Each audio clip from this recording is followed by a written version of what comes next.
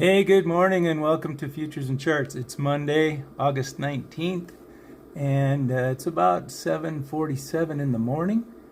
And I'm just got the wheat market, spring wheat market chart up here now.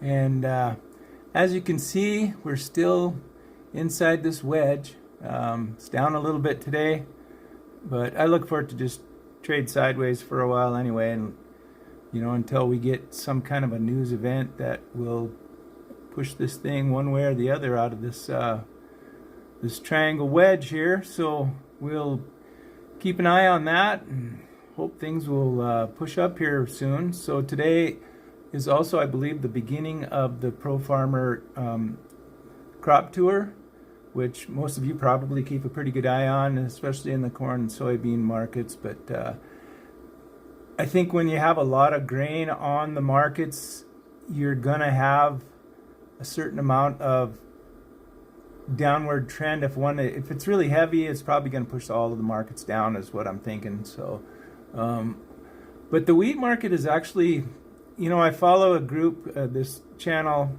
It's called Grain Markets and Other Stuff with Mackenzie and Joe, and I'll put an insert in here so you can see it.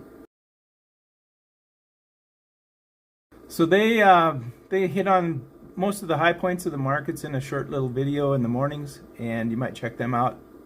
But so they said that the United States is only 10% of the world export market now. In the 70s, we were 30 to 40%.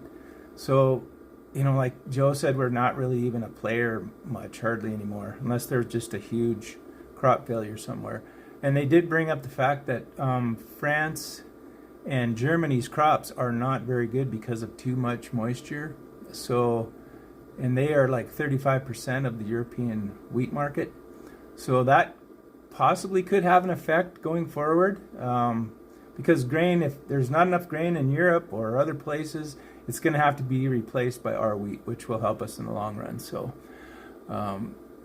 anyway, that's the spring wheat we're looking at here. Energies today are down. Diesel's down a penny and a third. Crude oil's down 25 cents. Not a huge move.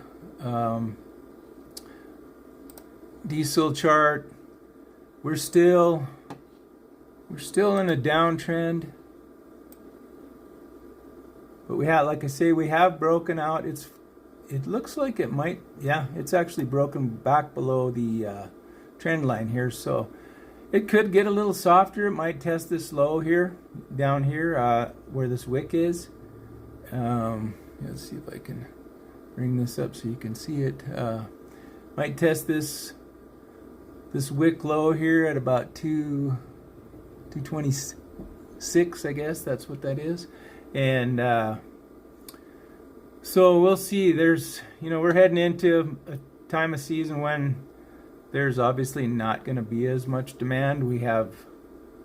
Things are going to slow down, so it's hard to say where this will end up. There could be some other events that happen in the world that could keep it pushed up. I know Saudi Arabia probably doesn't want it to get a lot lower, so they're talking about actually getting rid of some of the restraints they have on production coming in October, I believe. So that might actually put pressure on too, if that's what they actually do. So it could be that fuel gets cheaper next year. That would not be a bad thing for most of us, considering what the wheat prices are and stuff like that. So we need all the help we can get.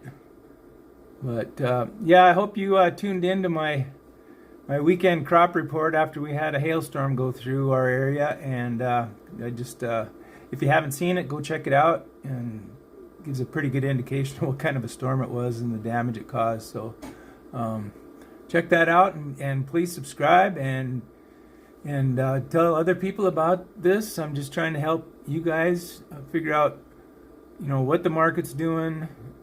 And obviously you're well in tune with the wheat market if that's what you're here in Montana growing. So, but if you have anything that you want to know more about the fuel markets and when or what you should buy as far as quantities, give me a call, and it's 406-450-1282, and we can talk about it. So, but thanks for watching, and we'll probably see you tomorrow.